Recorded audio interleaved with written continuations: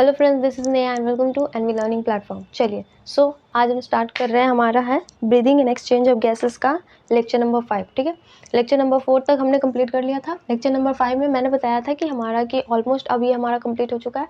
अब हम इसमें ना कैपेसिटी और इसका वॉल्यूम पढ़ेंगे, बट उससे पहले मैंने बताया था कि मैं आपको ये दो ब्रीदिंग है, एक जो है क्या एब्डोमिनल ब्रीदिंग और एक थोरैसिक ब्रीदिंग। इस दोनों में ना आपको क्या थोड़ा सा कन्फ्यूजन होती है, तो उसको मैं क्लियर कर देती हूँ। ठीक है, चलिए स्टार्ट करते हैं। देखिए, एब्डोमिनल ब्रीदिंग क्या होती है? ये नॉर्मल ब्रीदिंग, जैसे नॉर्मल सांस लेते हैं ना, इनहेल इनहेल, इंस्पिरेशन और एक्सपिरेशन, जो पूरे दिन लेते रहते हैं, नॉर्मली लेते हैं, तो उसको बोलते हैं हम ये नॉर्मल ब्रीदिंग। नॉर्मल ब्रीदिंग को बोलते हैं एब्डोमिनल ब्रीदिंग। ठीक है, तो इसको यहाँ पे आप नॉर्मल ब्रीदिंग को नॉर्मल इंस्पिरेशन और नॉर्मल एक्सपायरेशन लिख सकते हो।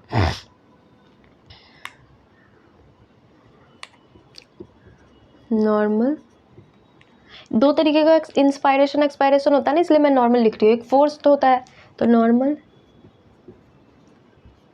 इंस्पायरेशन एंड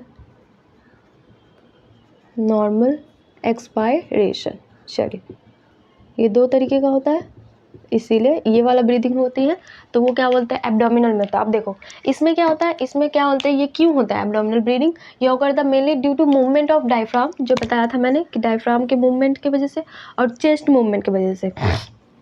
इसमें ना चेस्ट का मूवमेंट होता है थोड़ा सा, तो उसकी वजह से होता है। इन कॉन्स्पीसीज का मतलब होता है क्लियर नहीं होगा कि आप, एक होता है ना कॉन्स्पीसीज का मतलब एकदम पूरी तरह से क्लियर, जैसे कि इसमें कॉन्स्पीसीज है तो ये पूरी तरह से आपको मूवमेंट इसका क्लियर दिखेगा, लेकिन इसमें क्या है, क्लियर नहीं होता है। तो यहाँ ये दोनों के बीच में ना आप डिस्टिंग्यूश नहीं कर सकते हो कि ये इंस्पिरेशन का मतलब मसल्स के बीच का, तो इसको लिख लीजिए नॉट क्लियर। ठीक है, अब देखो थोरैसिक ब्रीदिंग का मतलब फोर्सफुल मूवमेंट। जब आप ज़्यादा, जैसे कि बहुत ज़्यादा थक जाते हो, तो जैसे एक नॉर्मल इंस्पायर लेते हो, ज़्यादा जोर से लेते हो, जैसे ऐसे करते हैं ना, तो ये वाली मूवमेंट हो गई, तो ये इसको बोलते हैं थोरैसिक ब्रीदिंग। ठीक है, तो ये मूवमेंट होती है इन्वॉल्व, इसमें कौन स्पीसीज मूवमेंट ऑफ थोरैक्स। इसमें थोरैक्स का मेनली इसका थोरैक्स के मसल्स की मूवमेंट होती है, जिसकी वजह से क्या होते हैं, थोरैसिक ब्रीदिंग होती है। ठीक है, प्लीज़ नोट डाउन।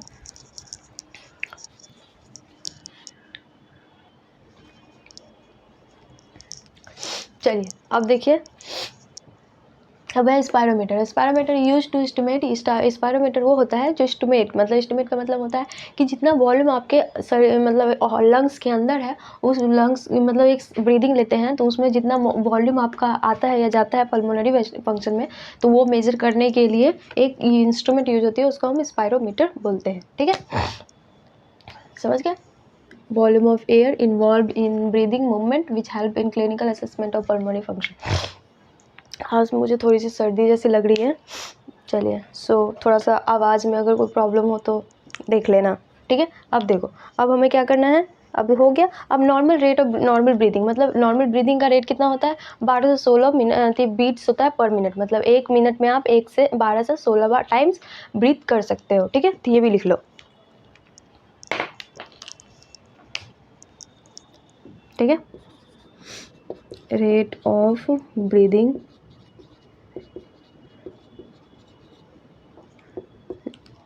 ये नॉर्मल मैन में है। नॉर्मल मैन मतलब नॉर्मल ह्यूमन बीइंग लिख लो।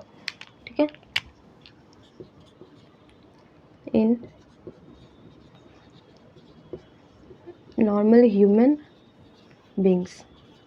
ठीक है, चलिए, इसमें होता है 12 to 16 टाइम्स पर मिनट। ठीक है, 1 मिनट में 12 से 16 मिनट टाइम्स मतलब आप सांस ले सकते हो। ठीक है, चलिए नोट कर लीजिए।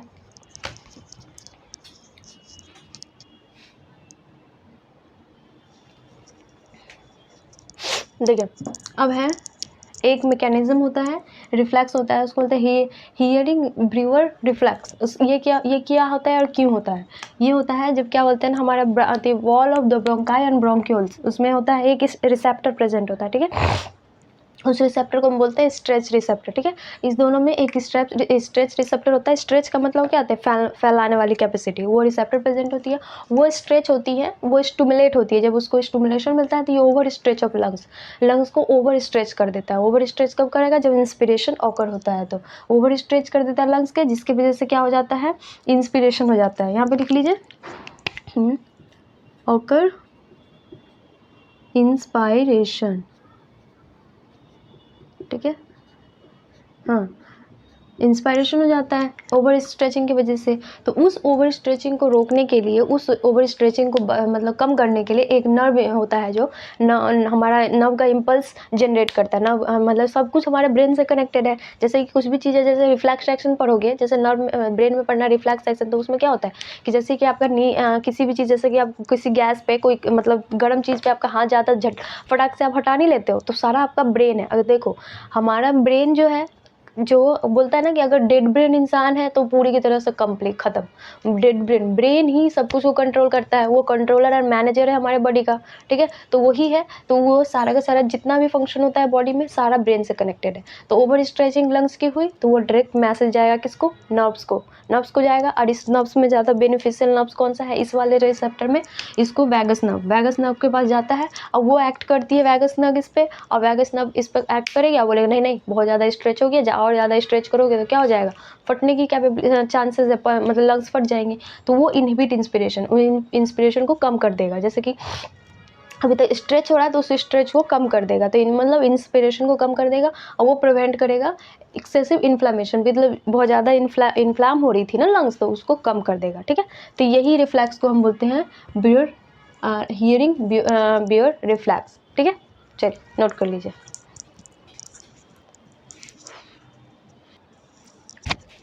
चलिए ठीक है। सो अब हमें पढ़ना क्या है, अब हमें पढ़ना है पल्मोनरी रेस्पिरेटरी वॉल्यूम और कैपेसिटीज़, ठीक है। चलिए, सो पल्मोनरी वॉल्यूम और या पल्मोनरी रेस्पिरेटरी वॉल्यूम और कैपेसिटीज़ क्या होती है ये देखना है।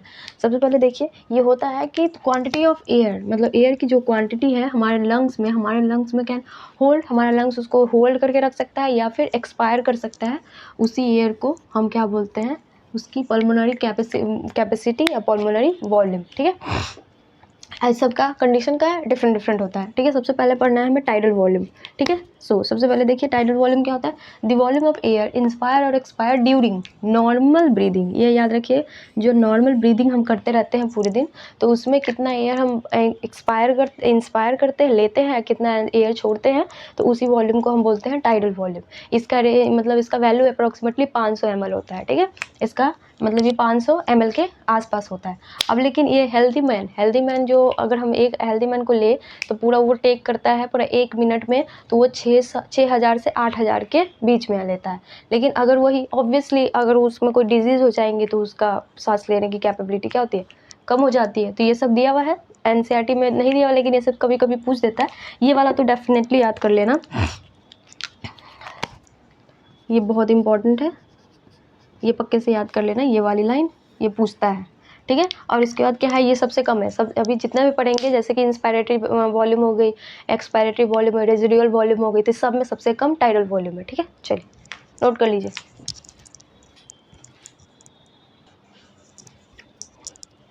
देखिए अब है हमारे पास इंस्पायरेटरी रिजर्व वॉल्यूम, IRV इसको बोलते हैं। इंस्पायरेटरी रिजर्व वॉल्यूम का मतलब हुआ कि इंस्पायरेटरी मतलब सांस लेते हैं तब, तो क्या बोला हुआ है, एन एडिशनल और extra volume of air that a person can inspired by, यहाँ पे देखिए बाय फोर्सफुल, ये वाला याद रखिएगा, फोर्सफुल इंस्पायरेशन मतलब होता है कि जब आप फोर्सफुल इंस्पायरेशन करते हो तो उसमें कितना एयर आपके बॉडी के अंदर मतलब लंग्स के अंदर आता है, लेते हो, तो उसको हम बोलते हैं इंस्पायरेटरी रिजर्व वॉल्यूम। इसका रेंज होता है जो ये होता है 2500 से 3000, ये एवरेज रेंज दिया हुआ है, ठीक है। तो इसको कन्फर्म मत लीजिएगा क्योंकि वेरी करेगी, एवरेज रेंज है ये, ठीक है। चलिए समझ गए, सारे के सारे जितने भी हैं सबका एवरेज रेंज ही है, ठीक है। अब इसके बाद है फोर्सफुल एक्सपायरेशन, सेम जैसे इंस्पायरेशन मतलब जैसे इंस्पायरेशन था रिजर्व वॉल्यूम, वैसे ही एक्सपायरेशन रिजर्व वॉल्यूम है। इस केस में फोर्सफुल इंस्पायरेशन थी, इस केस में फोर्सफुल एक्सपायरेशन होगी, कि मतलब पूरी तरह से जब आप कभी कभी नहीं होता, ये तो फोर्सफुल इंस्पायरेशन हुआ, ये फोर्सफुल एक्सपायरेशन हुआ, तो इसमें जो वॉल्यूम आप रिलीज आउट करते हो तो उस वॉल्यूम को हम बोलते हैं, क्या बोलते हैं, एक्सपायरेटरी रिजर्व वॉल्यूम, ERV इसको शॉर्ट फॉर्म में बोलते हैं। और इसका रेंज होता है 1000 से 1100 ml, ठीक है। यहाँ पे ये लाइन याद रखिएगा कि फोर्सफुल एक्सपायरेशन है, फोर्सफुल इंस्पायरेशन है, ये सबसे ज़्यादा इंपॉर्टेंट है, ठीक है। और इसका ये वैल्यू, ठीक है, ये दोनों वैल्यू याद पक्के से याद रखिएगा, क्योंकि वैल्यू आपको दे देता है, वैल्यू आपको देगा याद करने, ठीक है। कैपेसिटी पढ़ेंगे तो उसमें भी याद करने के लिए ये कम मस्ट है, इसका वैल्यू याद करिएगा तो उसको टाइडल वॉल्यूम के साथ ऐड करते तो कैपेसिटी आता है, तो दोनों याद करना पड़ेगा, ठीक है। चलिए नोट कीजिए।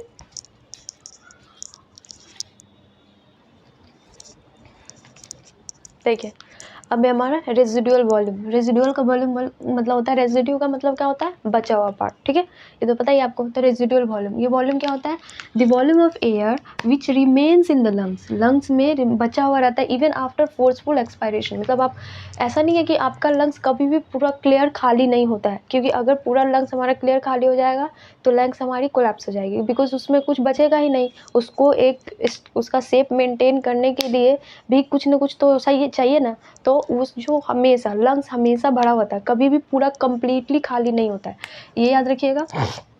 तो वही कम्प्लीटली खाली नहीं होता है, उसके जगह पे ये कितना भी फोर्सफुल एक्सपायरेशन कर लीजिए, आपका कुछ ना कुछ पार्ट आपका लंग्स में बच जाएगा, तो वही जो बचा हुआ पार्ट होता है उसी को हम रेजिडुअल वॉल्यूम बोलते हैं, ठीक है। और वो रेजिडुअल वॉल्यूम कितना होती है, ये होता है हमारा 1100 से 1200 तक, एवरेज है 1100 से 1200, ठीक है। अब हमारा का पूरा रेस्पिरेटरी वॉल्यूम कंप्लीट हो गई। अब हमें पढ़ना है रेस्पिरेटरी जो कैपेसिटी है, कितनी कैपेसिटी है, कैपेसिटी क्या होता है, वो दो मतलब दो या दो से ज़्यादा के सम का, मतलब रेस्पिरेटरी वॉल्यूम के दो या दो से ज़्यादा सम का होता है, तो उसको रेस्पिरेटरी वॉल्यूम बोलते हैं। देखिए लिखा है the sum of the two और more than two respiratory volume, means जितना एक दो या दो से ज़्यादा रेस्पिरेटरी वॉल्यूम के सम को ऐड करते हैं तो उस जो निकलता है उसको हम रेस्पिरेटरी कैपेसिटी बोलते हैं, ठीक है। चलिए नोट कर लीजिए।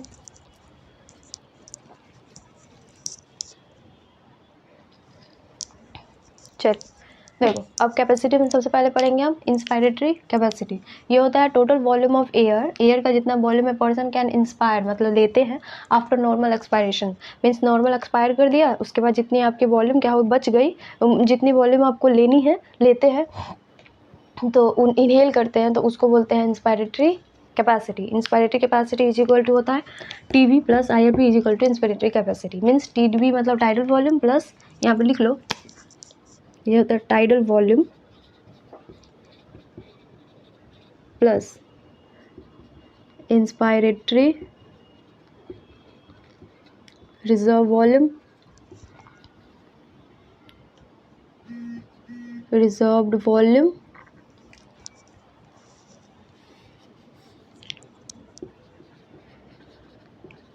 ठीक है, रिजर्व्ड वॉल्यूम, ये दोनों का सम हो जाता है हमारा इंस्पायरेटरी कैपेसिटी, ठीक है। जो इसको शॉर्ट फॉर्म में ये लिखते हैं तो वही मैंने लिखा है।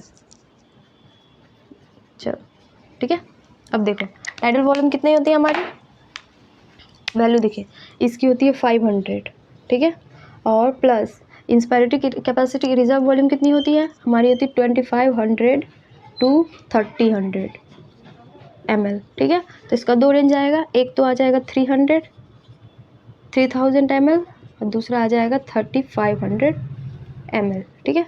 यही इसका रेंज है, ठीक है। चलिए नोट कर लीजिए।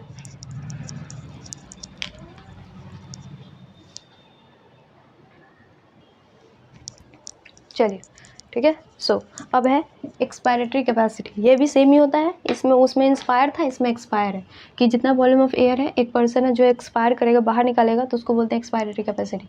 इसकी वैल्यू होती है tidal volume plus ERV plus TC, मतलब टाइडल वॉल्यूम की जगह टाइडल वॉल्यूम, ईआरवी की जगह पे बस यहाँ पे लिख लो expiratory reserve volume, expiratory reserve volume, ये इसको लिखते हैं ईसी से, इसका शॉर्ट फॉर्म है ईसी, उस पहले वाले का आईसी था, ठीक है। तो एक्सपायरेटरी कैपेसिटी, अब देखो ये क्या होता है, टाइटल वॉल्यूम होती है हमारी 500, ये तो सेम ही है, और एक्सपायरेटरी कैपेसिटी कितनी होती है, इसकी रेंज होती है हमारी 1000 से 1100 ml, ठीक है, ठीक है। तो इसका रेंज है निकाल लीजिए, तो इसका होगा 1500, हाँ 100 ml टू 1600 ml, ठीक है, एवरेज रेंज है इसका, ठीक है। चलिए नोट कर लीजिए।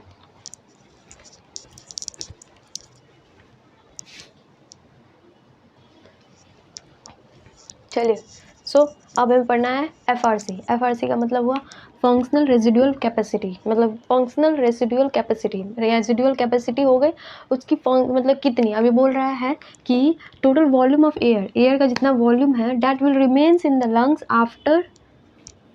After normal expiration. Normal expiration करने के बाद जितना हमारे लंग्स में बच जाता है वॉल्यूम, उसको बोलते हैं फंक्शनल रेजिडुअल कैपेसिटी। ठीक है, अब देखो इसमें क्या है, नॉर्मल एक्सपायरेशन और इंस्पायरेशन में क्या होती है, टाइडल वॉल्यूम होती है। तो नॉर्मल एक्सपायरेशन हो गई तो टाइडल वॉल्यूम रिलीज आउट हो जाएगी। उसके बाद क्या बचेगा हमारे पास, अभी भी दो चांसेस है, एक तो आरवी तो पक्के से बचेगा, रेजिडुअल वॉल्यूम तो हमेशा सेम ही होती है, इसकी तो कभी भी क्या होती है, चेंजेस नहीं होते, ये हमेशा लंग्स में होगा। फोर्सफुल एक्सपायरेशन हो या फिर नॉर्मल एक्सपायरेशन हो, तो रेजिडुअल वॉल्यूम तो पक्के से होगी। ठीक है, चलिए रेजिडुअल वॉल्यूम, हाँ अब बोलो, अब हमने क्या पढ़ा था, ERV क्या था ये, जब हमारा फोर्सफुल एक्सपायरेशन होता है तब ये रिलीज आउट होती है। ठीक है, तो ये हमारा नॉर्मल केस में नहीं होता है, तो ये भी हमारा हो जाएगा ERV।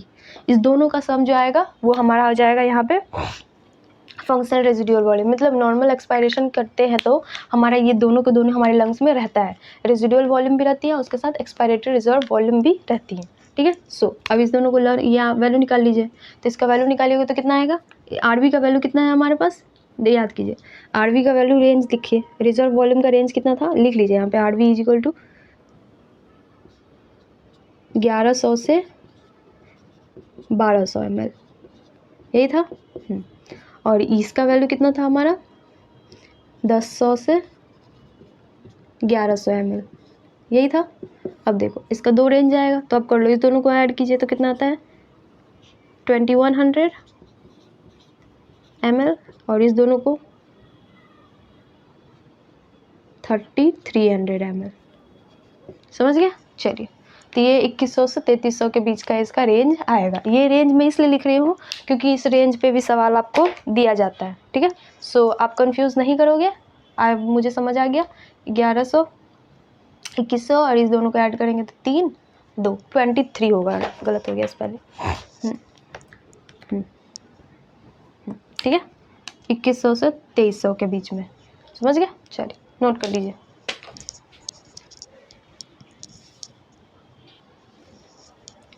चलिए ठीक है, अब है वाइटल कैपेसिटी। वाइटल कैपेसिटी का मतलब हो रहा है कि इसकी कितनी कैपेसिटी है। ये वाइटल कैपेसिटी होता है maximum volume of air a person can breathe in लिखा हुआ है, मतलब इंस्पायर करेगा आफ्टर फोर्सफुल एक्सपायरेशन। देखो फोर्सफुल मतलब बहुत ज़्यादा फोर्सफुल एक्सपायरेशन कर दिया, उसके बाद उसके पास कितनी कैपेबिलिटी है कि वो क्या बोलते हैं, अपने आप को सांस कितना ले सकता है, उसकी कैपेसिटी निकालनी है। देखो फोर्सफुल एक्सपायरेशन है तो क्या हुआ, इसका ERV भी खत्म हो गई।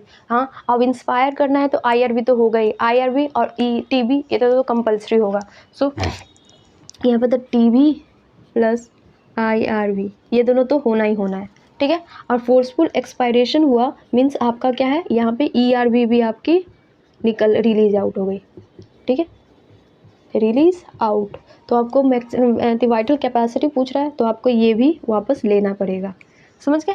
सो ये होगा इसका फॉर्मूला। ठीक है, अब देखो ये दोनों है, अब इसका वैल्यू लिख लीजिए। नॉर्मली इसका वैल्यू लिख सकते हैं, देखो TB प्लस IRV क्या होता है, IC, अभी हमने पढ़ा। सो IC प्लस ERV, आपको ऐसा भी दिया हो तो आप कंफ्यूज नहीं करोगे। ठीक है, सो अब देखो इसका वैल्यू लिख लो नॉर्मल सा।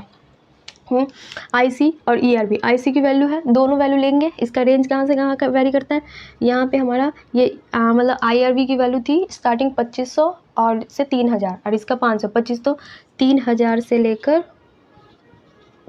और यहाँ पे है 2500 से 500, तो ये 3500, 3000 से 3500। ठीक है, अब प्लस इसका होता है 1000 प्लस से लेकर 1100 ml। ठीक है, समझ गया। चलिए तो अब इसको नॉर्मली से ऐड कर लीजिए, तो ये 4000 ml से 4600 ml तक आएगा, समझ गया, यही रेंज आएगा। ठीक है, चलिए नोट कर लीजिए।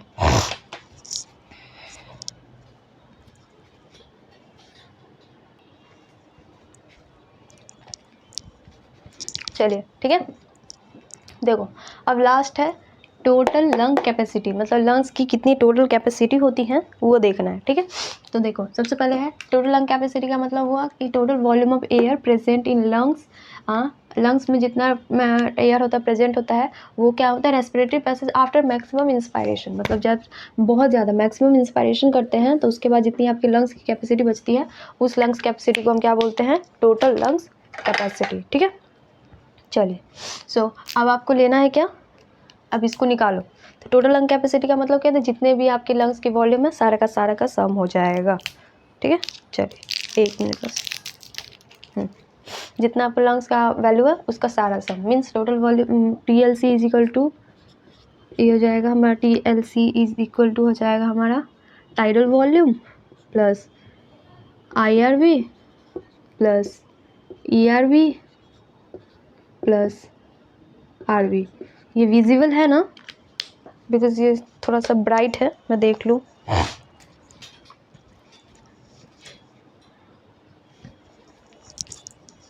चलिए ये थोड़ा सा दिखाई कम दे रहा है, इसी से चलाते हैं। टोटल लंग कैपेसिटी TB लिखा हुआ है, IRB लिखा हुआ है प्लस RV प्लस क्या है ERV, ये समझ गए। अब इस दोनों को आप क्या लिख सकते हो, अब देखो यहाँ पे आप क्या कर सकते हो, ये TB प्लस ERV ये दोनों हम क्या, यह इसके जगह पे अगर मतलब इसमें आपको और फॉर्म्स दे सकते हैं तो इस दोनों की जगह पे आप IC भी लिख सकते हैं, ठीक है।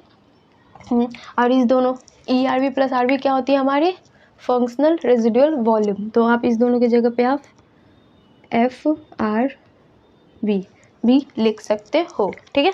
चलिए ऐसे ही है, और इसके सारे के सारे के क्या आप करोगे, आप नॉर्मल सी इसके नॉर्मल इसके सारे वैल्यू लिख दो, ठीक है। नॉर्मल सारे वैल्यू लिख दोगे तो कितने आ जाएंगे। चलिए IC की वैल्यू कितनी होती है आपकी 3500 से 3000, IC होती है हमारे 3000, मार्कर को क्या हो गया 3000 ml टू 3500 ml, ठीक है। प्लस FRC कितनी होती है, देखो FRC याद नहीं है तो लिख लो 1100, 1000 प्लस 1100 या फिर 1100 प्लस 1200, यही था। तो ये हो जाएगी हमारी 2100, ये हो जाएगी हमारी 2300 ml, ठीक है। तो यहाँ पे लिख लीजिए 2100 से 2300 ml, ठीक है। अब दोनों का सम लिख लो, ठीक है। तो हो जाएगा आपका 100 ml से 5800 ml, ठीक है। ये रेंज है हमारा, समझ गए। चलिए हमारा टोटल लंग कैपेसिटी का रेंज हो गई क्या, ये 5 है। टोटल लंग्स कैपेसिटी की रेंज हो गई हमारी 5100 से लेकर 5800 ml तक। चलिए नोट कर लीजिए।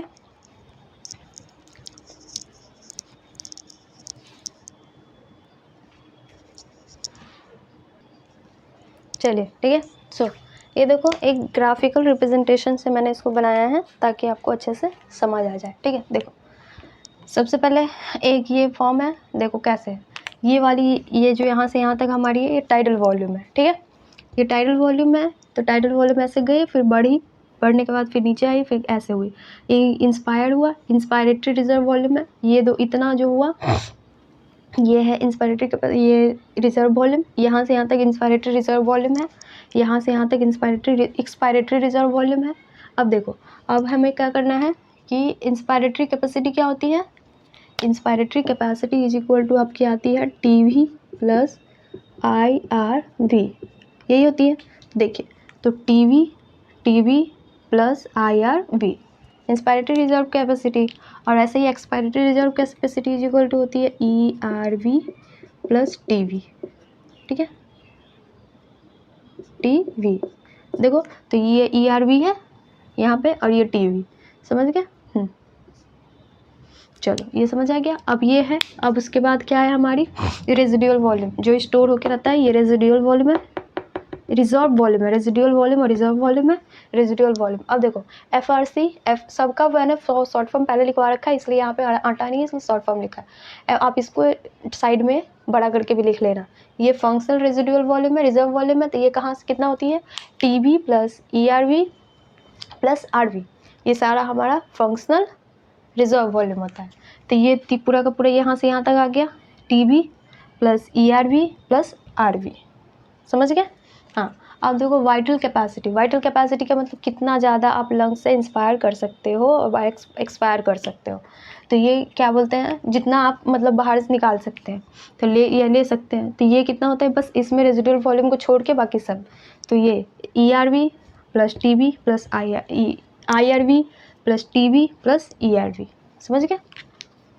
बस यही लर्न कर लीजिए, IRV plus TB plus ERV, समझ गए। चलिए अब है, सब हो गया ओवरऑल आपका। अब देखो total lung capacity. Total lung capacity क्या होता है, ERV plus TB plus IRV plus TB plus ERV plus RV, सारे का सम, ठीक है। चलो लिख लीजिए, ऊपर से लिखना स्टार्ट करते हैं, IRV plus TB plus ERV plus RV, समझ गए। चलो FRC का भी लिख लीजिए, TB plus ERV plus RV, समझ गए। चलिए समझ आ गया आपको, ये बना लीजिए इसको, ठीक है। चलिए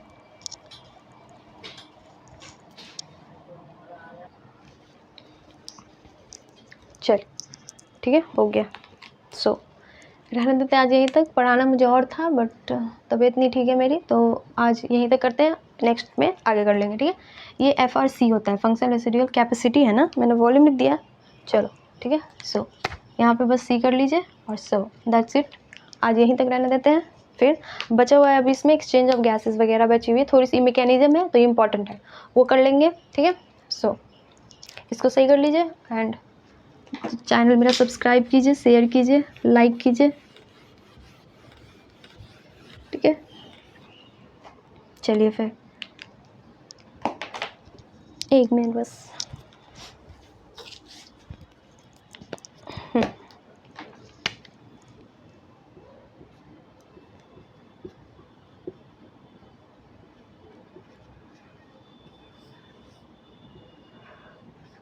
ओके, तो चलिए पढ़ते रहिए और मेरा चैनल सब्सक्राइब कीजिएगा, शेयर और लाइक कर दीजिए। चलिए ओके, बाय।